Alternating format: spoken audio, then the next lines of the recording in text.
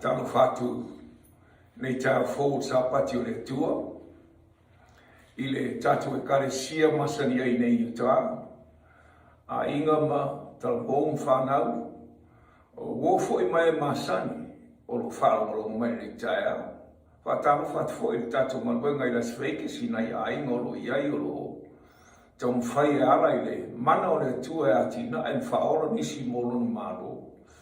Wa o le mafuanga le nā wala winai tātou e le atua i tutonu o lana tala lei.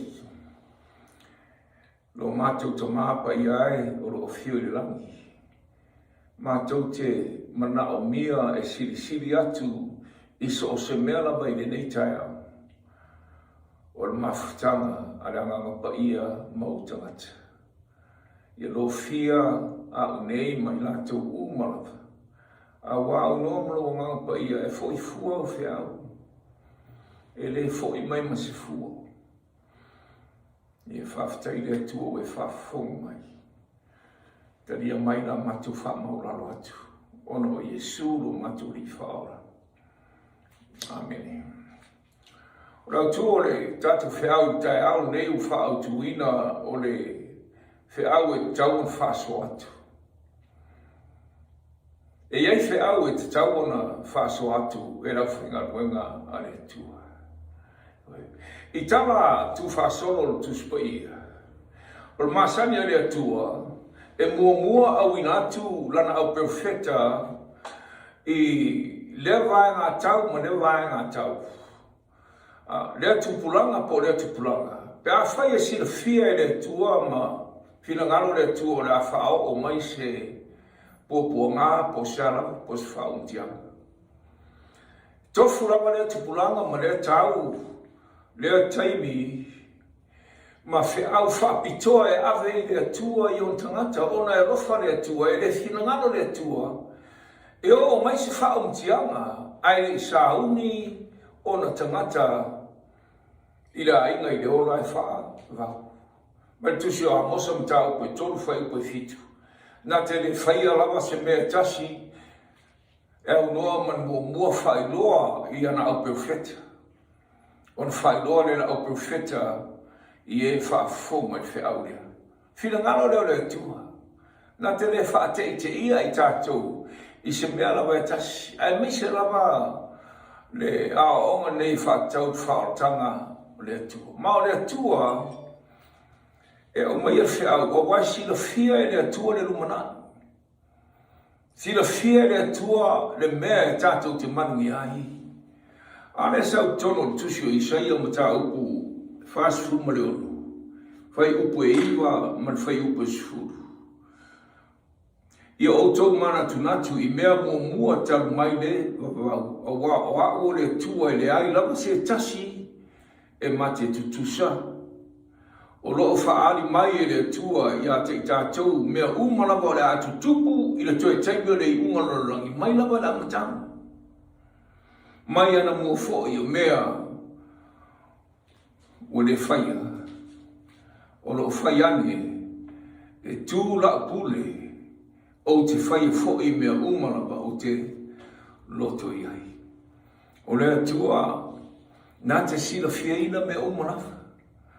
E le whate i te ia nā tātou e le atua i se pōpō ngā po ni whainga tā e o mai. Mai sa lau fo e taimi neolo tātou soifu ai. O mai le nei whawhitau ni nei whamai. O lewa na o ina i tātou e le atua i a tātou mataala mai a tātou nofo sauni. I tāna tu whaasolo tu spaia e tofu lawa le taimi ma lea tau ma le whiau whapitoa le atua e tau tangata. Ono awhe tau sanga talu ai na walaua i le atua noa e anue awhe whiau i tangata o le lalolangi i tuatu o le lolo. Fia miliona tangata. Awa ua sila mai le atua i lalolangi e o lawa i mawhauwhau ma o tangata ma loto tangata. Whai mai na o le leanga nafu. Ta whainga tae le atua o na maua se tasi e ngā wa ia te ia mausista ia te ia manofa ia te ia whapega na au no noa. Ole whamaitu spai o noa savani i ara o le tua whapei fo o e noka. O ia fo in savani whatasi ba mane tua. E lai rasa tasi na awe e le tua whiau na awe le tangata le nei e suafa ia noa ono tangata mi o tonu. Ma le whiau lea, whiau whapitoa e uila ngana o toa vanu whaoraina. Ai fina ngano le tua e le na o toa vanu le whaoraina. Fina ngano le tua e whaoraina le raurangi ato manawa whapei. Ona uina mailo na anu pere toa tasi e Yesu ina i le whano se tasi. O fina ngano o lofa le na le tua. O lona lofa muti vale lea i le raurangi. O lona alofa lea e mua i lona tosa. O lona alofa lea e awala i whaulai o na whamangalonga. E alofa whaale atua e te tau fo i o le tatu waru no whai. Whaari la e te tua le whiau mua lea i ano. O le whiau, la unga le whiau, tau tangata e o mai whau whau tanga. Pena mo i tatu i o na pone. Mai lawa i lea tupulanga, e o mai lawa i te teimio le unga lalangi, le nei wo tau soifua ma tatu wolai. E iai lava whiau whapitoa le atua, mo i tātou e nofo sahungi ai ran whanau, ina ia whaolaina i lātou i le ola e whaupau. Na ora whiau muri lea i a noa, whamaili o whautanga tuspa ia, o noa o whailaunga o le whaotanga, whailaunga o le apiotonu. Upu ia o lo mo i tono o tusi o peteu nta upu e lua whai upu e lima. Tusi e lua o peteu. Launga noa, se lau lua sfumane, se lau lua sfutau sama. A tonu na sila fia e le tupulanga i o na pono o le whiau, lea lo launga ina e noa, o le toe whiau lea muli mo i lātou, a whai lātou te usistai whiau mga wai, ma salamo, e whalaina i lātou, a whai e le salamo mga wai ma usistai. O le oti le unga. Ka metu spaia e nā lātou lawa e tō tele nisi o e sa te e whiau anoa. O le iuma whiau lea, I tangata umalawa, I le taimi o noa. E whanamalawa ai, le lato wora, polo lato woti. A whai lato te le tarieina, e uvane, le whiau, ma lato whiwhiringa. A whai lato te tarieina, e whaoreina I lato peila ona, pone o lo tatu soifu ai, lau ngātu whiau le atua, lau ngātu whiau le atua, I so se tasi. E tō tere nisi o loo, te te e le whiau. Tō waru tangata na whaoreina, mao se whāno noa siri lava. A o launga noa, I whiau lea, ina I whaoreina tangata whamai o tangata sa tau webu, ma whai upu I a noa. Whaaftai le tua e eila o noe tu mai a te tātou. Tātou te ilo ai ma salamo. O le unga o tangata umanawa e teimi o noa o tātou moa le tara.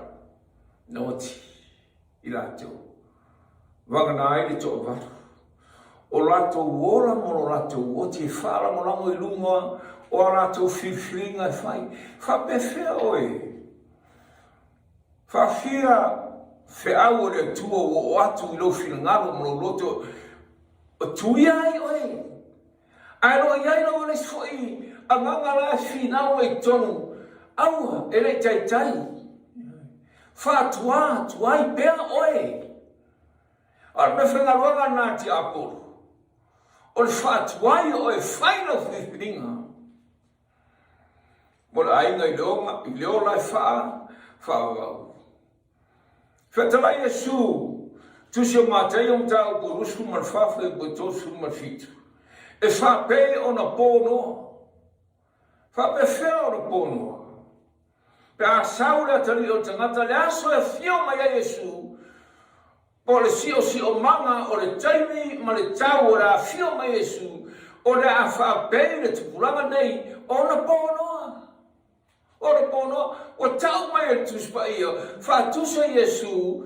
O luafe tau sanga tau o no matu le lolo. Ai o le taimi na fio mai Yesu. Whaatusa Yesu le lolo le whaumati ai le miliona o tangata.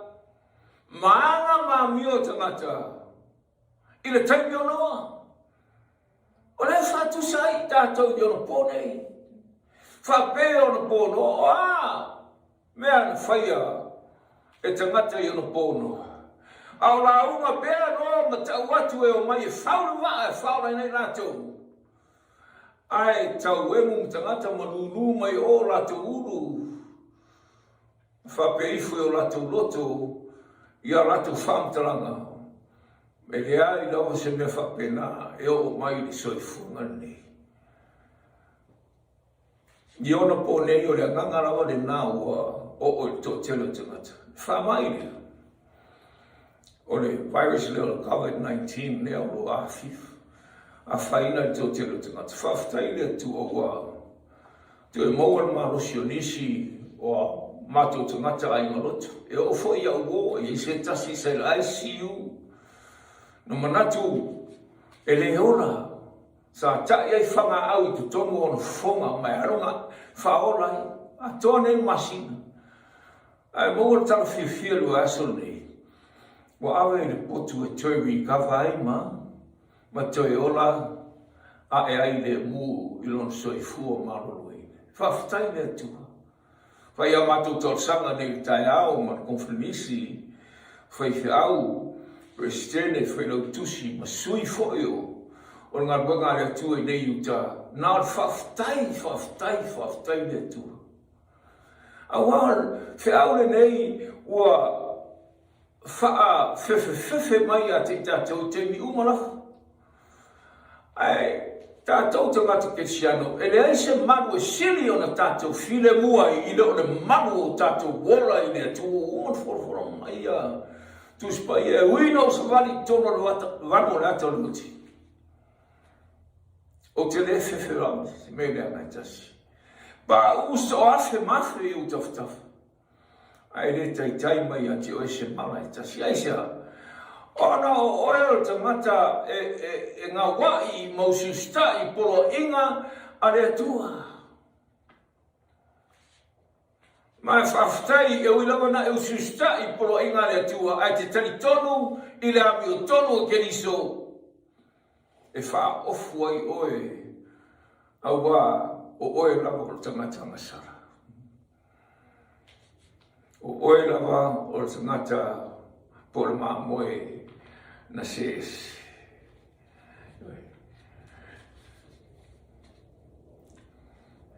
Wa mata toi foi tangata i ona pōnei i whare awa, i whiawhianga, i whare pia, whare ainga, mea ro tumu i tangata. Ma o mo mai ripoti, e le o foi le whamai i mafutanga whapea. Ona o manatu tangata, e le ai o le whamai nei o le me peno. O le e sau ai toi atu, le ai. Whamon more, o mai e le atua i ate oe, le whina ngalo, e te ata mai ai, mai whau tautai, mai ate oe tō whamau, e etu la whono o man whatatia.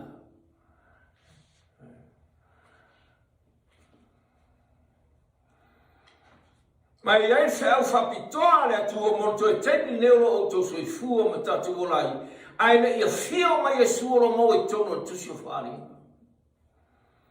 E umaroa le whau lea, a whio mai lo Yesu.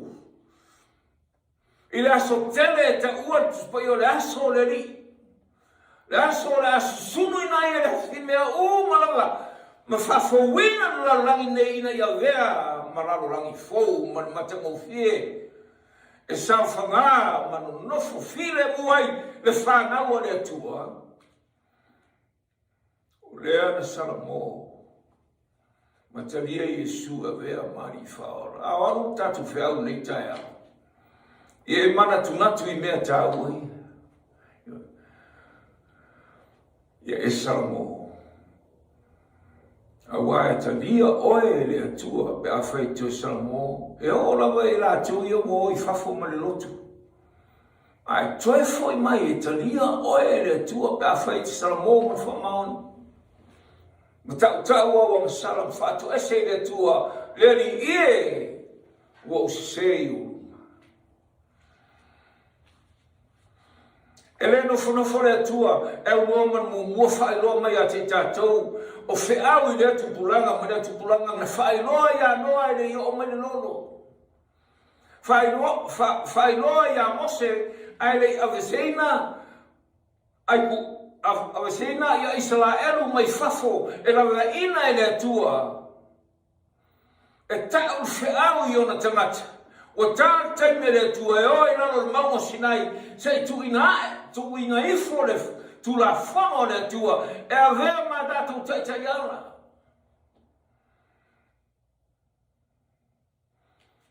na whai e mose natu langa o le taimi le nā whiau whapitoa le tua mo I lātou, e o ese mai e kupito I whonga tupua. Ma whiawhianga ma whainga sivu. Me tātou ti māsani I tana. Whaas futa usanga I ato tualawa I lātou. Whai lawa wāanga le tua o whaolaina e le hai. E et whiau whapitoa le tua, no o ia Israelu. Ai le yo o mai fita para au tau a papelonia fa o mutia lato fa o malaina perfeta e tau atu o Jeremia o Isaia o Ezequiel mai si perfeta iti e fai lo atu la o mai fa o mutia ngare tua ai lulu mai o te mata sa lato manatu fa o laina I lato wasa ya te I lato le marmamo le tua fa pera lato tali le marmamo le tua le marmamo le tua le a te matou. A le taimi na o me whauntianga e wala I le o mai o au tau o papelonia ma sunu le marmamo ma le ai ma ave malawa mea tāua o ipu tāua o le tala lei.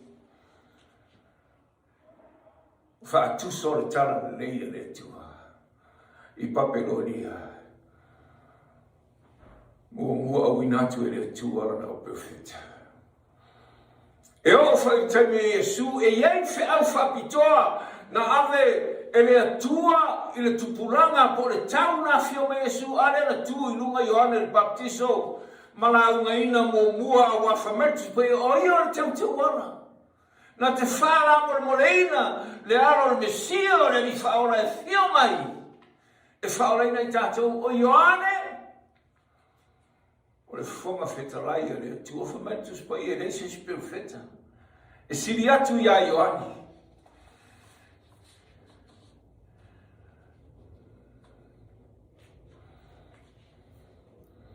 A Yesu lawa e siri atu I a te lato umanawa.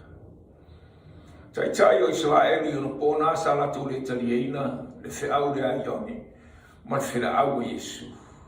O ia te mai moe le tua na te aweseina na langi. Ai te tenge te ngata I utaia I ai o tai lato te le talieina Yesu o Mesia o lewa no walo ia mai le tuspa ia o tāne taimi e a whio mai Yesu. Ai lato te le talieina whiau whapitoa le tua e a wina mailo na alo e maliu ma whala wa au lungo sa tauru o wā whamangaloina a tātou o sana. Maliu Yesu e whamangalo o tātou o sana o lona maliu o tātou na tatau na maliu ai lungo sa tauru o wā tātou o tangatanga sala. Lo mai tolu wheu kurusu mai tolu a wā sala tangata o malawa e au se tasi de inga o le tuono muinga. Tātou matangata sala e sa si o tātou. E au I le tua pe tu tusa pe taitai I le a mio le tua le ai. Mai le Roma mtau kue ono whai kurusu mai tolu o tau wa whaoleina o tau I le lofa tu noa o le tua awa, o le tutongi o le angasana o le ati. A o le whaoratanga o le alofa muti vale o le tua. O le mea alofa fua I fua mai le tua I a te lato umalabu e taria Iesu e vea mani whaora. Se man mata mo fie. Whai mo fie lo la au o le tua. Ai sea whai ngatai o na taria e tangata. Te fia tau ina atu le merne. Ona iai le si. A nganga le nā o loo tau mwhinau. Mare a nganga o le tua ia au ne e taria ina le tua e vea mani whaora. Iei le nganga e se le nā. Le fai mai Paulo o lo soifua no tau whaila wa whai mene nei taimi umana. Ai o ina o le whaia mene nei au o whaia me se. E le whape nā ea tu whonga e o mea te tātou. Le aso mo le aso. Tofu whina I tātou. Umane aso isi aso. Tātou whape iwha o tātou loto. E iai mea no se ai. O te rei mawhawhau ina whai.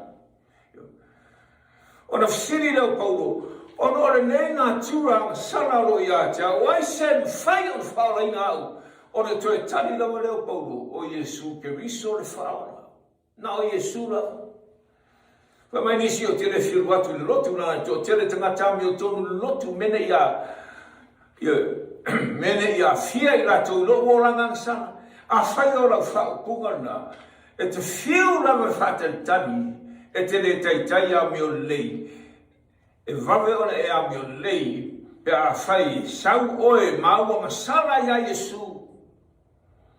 Na tuu lea mana whai a masala uma lo mea lo vai ai lo tino. I a Iesu o ia, nā te whamalusia oe, ma o mai al whapa I anga I lo soifu. E nei a se o tātou I nei, tonu lotu. A toto. A toa loa lona winga I le mana o mia oe whaotanga wala a toa lona winga whaola ina oe la. E ai. Kato tere a toa mafuanga nana o tasi lava le persona po tangata atua Iesu ke viso na ora soi fua a toa e lalo nei e fufi ai lo tatu le a toa. Mafuanga le na o te lotu te le. Mafuanga na o te tū mawai. O le a telo me sei semi. O te alo tau whai e se. Te le tau whai e ona I langsala e a whai. Nā lo whawhtai le tua. O te whātua tua I le tua. O ia na te whaola mai a tau pei o whai mai Paulo. O ai se e whaola mai a te tātou. O se au whapitoa nā rea tua, e rei tariaina Israelu, le taimina whio me Iesu, e iai whe au whapitoa e tau natu, I le tupuranga o Israelu. Whe au whapitoa e aru tala leinu umala mo leo wa whia e tātou. Whe au whapitoa le nā. A weina e sofa mai sa so o le rangi whe au o le tua. Nā rangi o na pōna o le rangi lawa sio manga. O nuu maa ai ma malo sa lata ane I a te ilatou. O le rangi le. A whaftai le tu e le malolo I latou. O le whiau nā. Whiau o le whaoratanga. O le alawa e o mai nei whiau nā. O le gospel po tala leia le tua. Whetalai le tua. Iesu lawa ia. O le nei foi tala le lei. Le nei foi tala lei. Ai sau whetala Iesu le nei tala lei. Le nei foi tala lei. A wai ai foi tala lei a satania. E lua tala lei a o lo alu nei o pone o tala lei a le tua. Le al whetala Iesu o le nei foi tala lei. Tala lei a le tua, tala lei a Iesu. E ese mai tala lei a satani. Tala Iesu o ne o tō ofa nei mea o aso. E ngā tai, e tō tele ia, tangata, lātou te o mai, mwhai mai o lātou o keriso. A o lātou o perfeta pepeno. Mai tusio, ko nito, Luam tau sulma tasi o fe sulma toru sulfase yo sulma lima fe mai one o to ofo nei mea awa watu satani a to fa pei o se angelu ale marama e fa satani fa foringa angelu le tua masuru mai e pei o se angelu ale marama o foi nei to ofo nei mea fa mai paulo Pea whai o atu, whai whe au, leo whaingaruanga, a satani e whōringa, i leo whaingaruanga le tua. O ala tō upu a sumali e, tō te sila whiare ne mea, te re whainaunga e se mo whanua e ese manmata mo whio la tō si whukonga. Pa i whoi rano le langi, le mata mo whie, ma le lei so eloquent. Aisea tu oma, Aisea. O me whangaruanga te Apollo, tō sina te ngata whamai, he's a good-looking pastor. Whai whaua me o rei oana, upu malona leo e ese marsua mani. Tō sina whiano whanonga te ngata leo Steen. Lea whai whau Lakewood Church, Texas. Mai ran whamtaranga ristemi. E mana o satani. E tausi e tātou polo inga ne tua. E mana o satani, whātolu le. Mana o satani e tausi e tātou polo inga ne tua. Ai wha amen e te ngata. Wha amen. A mana satani e tausi e tātou polo inga ne tua, lono winga lai whai mai satani a te tātou. E tātou tausia pēr. Ona e le ona i tātou tausinga polo inga. Eleisa tātou a oma whapena. Aran tātou tausia polo i ngā rea tua, oro tātou a rofai rea tua.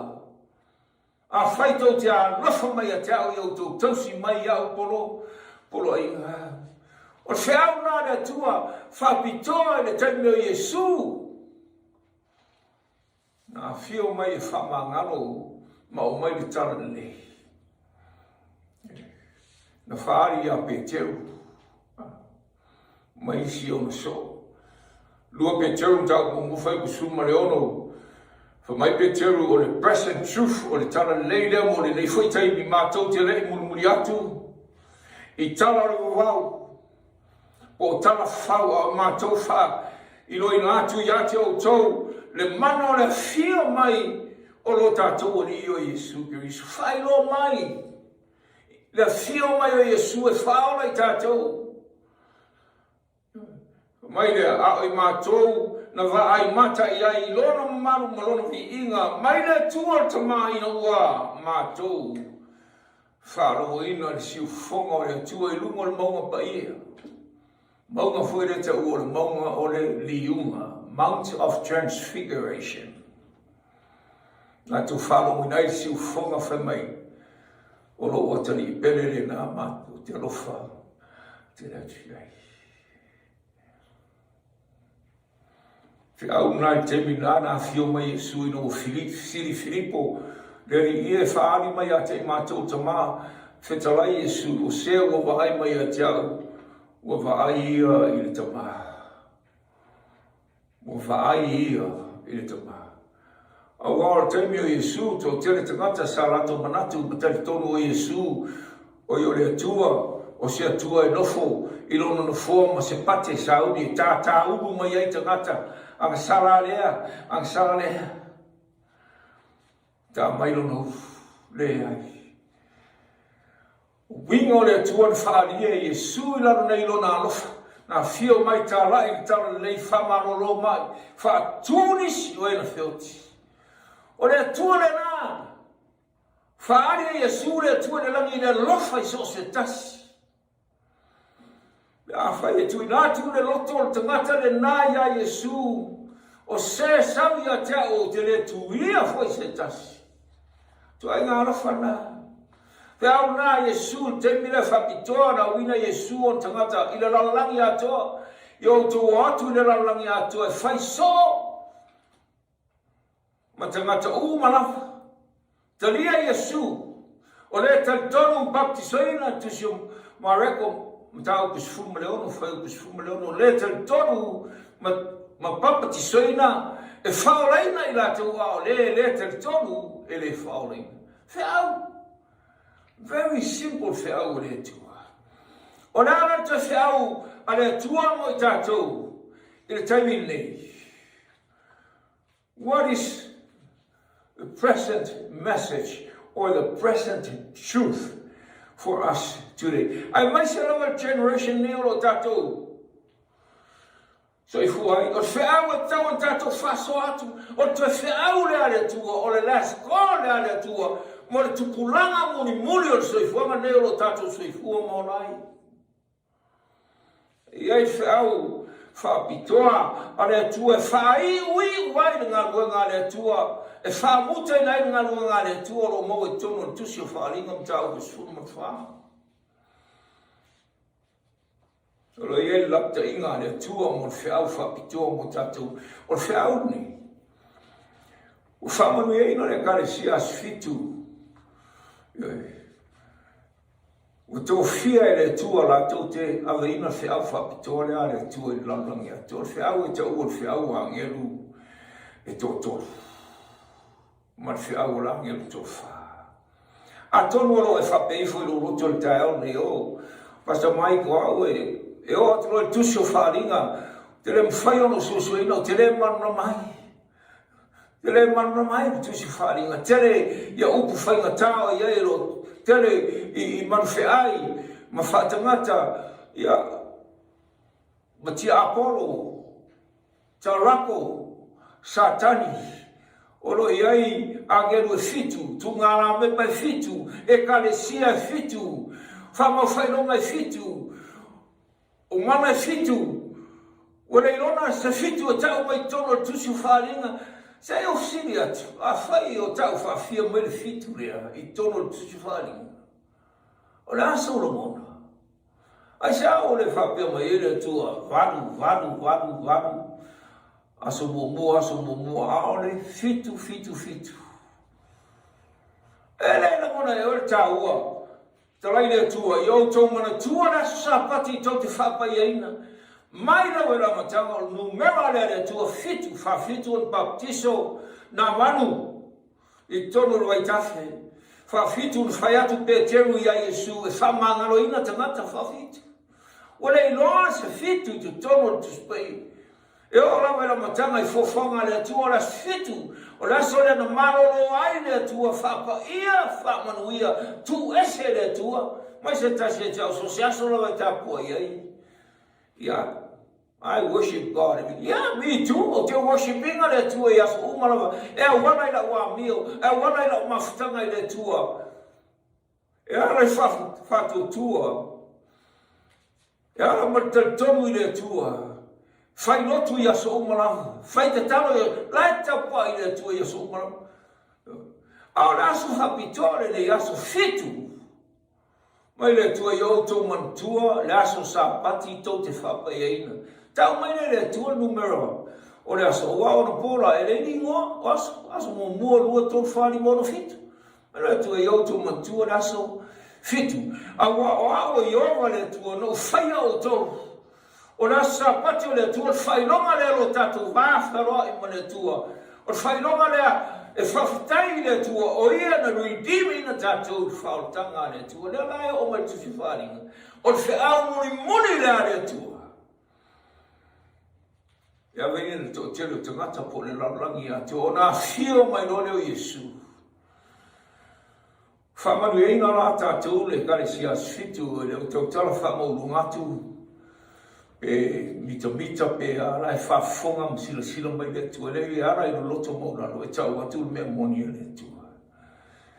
Nā pau leo le karesia o lo latu lau. Nga inga whiau ne. Pau leo le karesia o lo ususai le tua. Le tau singa polo inga le tua. Whiau muli lau lo tau mai tusi wharinga tau u. E sfuman wha. Ai tātou te lei o le wharinga. Tau ku sfuman wha. Tātou sua tātou tu spai o tusi wharinga tau mua non whai mua se o tau se o whai tau natu. Wha mai nisi e le tau e a te la tau tusi wharinga. Wha mai nisi o whamuta o tusi nā pe o malo. O malo ele foi on tais tangata. O tusi na ele au na au te fifa ilo atu ia te otou. Ile tai au nei o le tusi le fai ui ai le fina ngano le tu o mo ila tau e olo nofo i tau sanga muri o le soifuanga nei. Wai anu i se au ngā whawhai se au na o mai tau sanga pe tonu marafu tau sanga te au e whama muru le ono masina mulmuli pe tolu masina mulmuli wale whauina oe. Wale aiso whailonga e watu. Mai tu spaia, lua Timoteo tau koe tolu. Whai upu suma leono. Tu spaia, malawa e o mai le nganga pa io le atua e au ngare e au au e tangata. Au au e tangata whaatongo e tangata ina i ato toa. Lona malama i le atua maran whaolatanga. Tus pa iau malanga. A whai ora whai whiau. Pos tai o se lotu a whai te uina la whionga le atua e ngata. I tusu Ioane e te le suesuena, tusu whaaringa loro winga. Ele iu la universite. Ia onga tusu pa ia. Ele iso whai longa e maua. Le tau tasa atu. Tusu whaaringa e focus o Yesu manon to e whio mai. O le focus ina ia tato ilo ina me ora la tupuranga nei ina ia tato nofo sauni ai. Ai le oro tato nofo whapei fui o tato roto le ai te whatu o tua i le atua. No. Tau ina ti ati o tio. Whatu o tua le plus.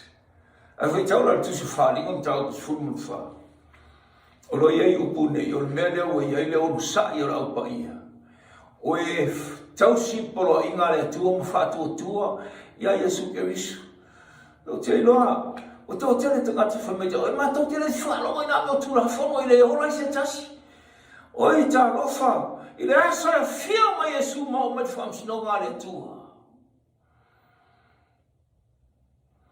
O le whamei Solomona le tusi o whaila unga, whamasinoina i tātou tula whono a le tua.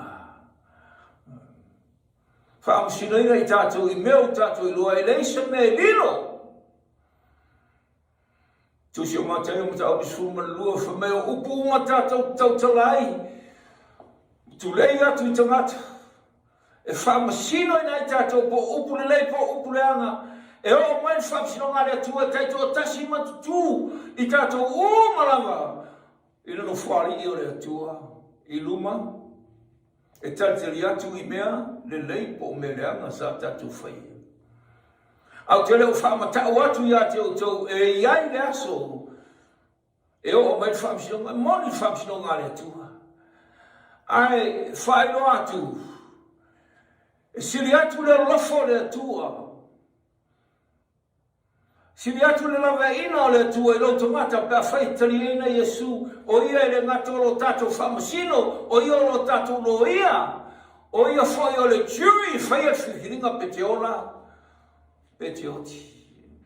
Moe a te tato whai taulanga siri i le langi i lumo le atua, o le malmalama i o tato winga to i lano. Na tofo tofoina o ia i mea malawa aere, i ai se me tasi e pau, ia na pau Yesu se me tasi. Nei se o tātou i whaoraina. Ma tau no ai leo pero satani na whai le atua.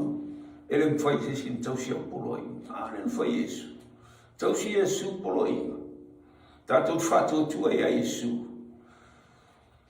Ona influenza i leo tātou mai malo whai atua e te tātou. O tātou tau si a fua poloi ngā atua. Ma ele... Maua e tātou whaotanga e maua ia Yesu Christ. Tusi la wharinga, mei lopo, te umar tātou teimi. O lo iei whiau lea mulmuli a lea tuha. O te iloa no tātou teimi, o te mnanga whau au tātou tāu ule se foses teimi. A whamel tusi wharinga tāu bis fulman wha, e maua whiau mulmuli lea. Whamanu i nei le kalesia asfitu a veina whiau le larangi atua. Whai upo i ono na au do foi le tasi angienu o lele i tau lotua inga o le langi. o ia te ia le tala le lei, e whawau, whawhola atu, i e no fo i le lalangi i atonu uma, mai tua inga uma, mangana ese, manu uma, whawhonga mai. E leo whapitol whiau lea, mo se nuu po se malo e tasi, po se tua inga tasi mau whiau, e anu i le lalangi ato uma lafu.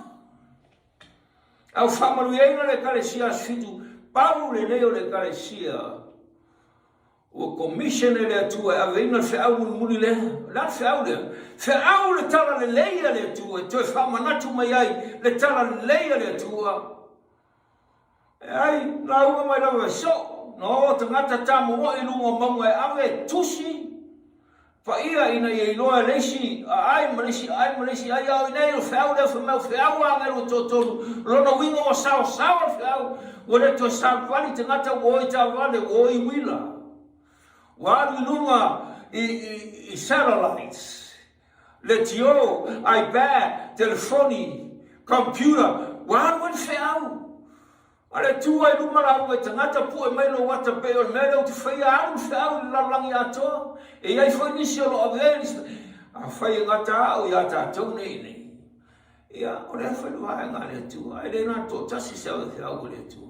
O tato wala nei I le taimi o lo whamai ei tani eru tusio o tani eru o taimi ngata ai le soifuanga nei po se tasu whailonga tato te ilo ai wa whaito toa Yesu whamai o le atene vangam sao me umala e nao tūranga e nao e tato lalangi o poni toi lava whaparo lima saulu mea te oi fast food services drive-through, ele umiana watu mola son wisi mola o kofi. Ele ngata ilea o whaleoloa I lainga ai tu ai pe te fiu ka umina e tu. Wale iloa se mea e vave mai. Everything is done almost automatically. Masini na push la wal pan. O tato iei tanu le unga ma whanga na whiawa angelo tōtoro fumai tele vave le O anu nei lalangi atoa. Are ka sia fitu whamaru eina le tua awa ina whiau angeru le tōtoro. Leisa sia ka le sia o loa eina. Lana whiau lea. Lea la tau inatu whengu hitu. O whape atu angelu nei oe tōtoro. E awe whiau o angelu iana awe whiau. O tātou whanau le tua, o la tau neu wha manueina ave whau le tua. Ai le whapeo o angeru le ai. Iai angeru rasi o sio mieina. Whanau le tua mai kare sia le tua le mea mo le mea. Au tātou a lofongia I tātou le tua ave whau. Whamai le whau le tātou te aveina. Ia tātou whape atu o mawhanga nau o tua le le tai au. Whape atu ia tōtou. Whai upo e fitu. Ia o tau mā te tau I le tua, ma watu ia te ia ruinga. A wau o mai nei tu aso o lana wham sinonga. Ma ia o tau ifo I le na whaire rangi, ma le whanua, ma le sami a toa puno wari. O tau sila fia. Taimi le tūlai mai te whiau nei o le waloanga, a tani anu e luafe tō salau a whiafi mutai ao. Tau sanga afe watu salau fasu manwha, o whiau nei wa matai ngā runga Yesu. O mai wham sinonga, na uru whare a Yesu, I le mea pa ia I upu whatusa. Mea sili ora pa ia whatasi, ma le atua, wa mata wham sinonga, a le atua le langi mo moe tu tono le ainga o le atua, o le wham sinonga ina tātou nei o lo lotu. It's our own investigative judgment. Suai a tatu o mio, pe tatu o mio le lei, pe tatu susai. Ai sili lava, pe matan tatu fatu tua ia Yesu ke riso I lana me tu. Fa mai leo le tashiwai no whiau ne ia, I o tau matatau I le tua, ma ifo ia te ia. Matau I le tua ma ifo ia te ia. Ma tau I le tua mai foi a te lana wingo reme. O mawaina le tono tusu yopu me tau i le tua. Yopu mua fai mua sa le nuku o usa le tasa ngata. O lo ni ngō yopu. O sao le ami o le tangata. Ma le ami o tonu sama tau foi o ia i le tua ma alo ese i me le ama. E whamai mau i o tau wifo i le tua, i o tau matatau i le tua. Whamai whea ona, tato wifo matau i le tua. Ia tatou amio pe ora amio ai opu fumai sa o ma amio le lei ma tonu ma to i opu. I le atu pulanga sa so i fua i opu. O la rara wingo le matau le tua. Le matau le tua i au sistai polo inga le tua. Ma fato nunga. Ma popo inga le tua. Vene na tau le matau le tua. Ma i foi le tua. Mea le te tau an turi ai, turi vai, marawa tangata mai rungo le tua. Tue whafo i le fonga i le tua isia.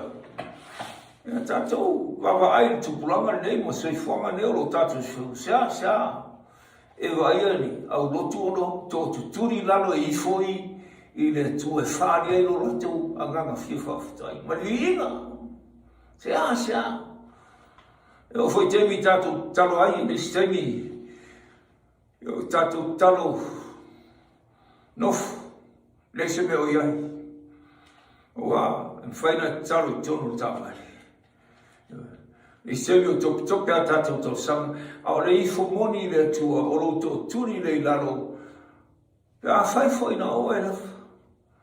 Tau, lo whai le tua, man whamangalo ina fwoi, man o whātou senga i le tua.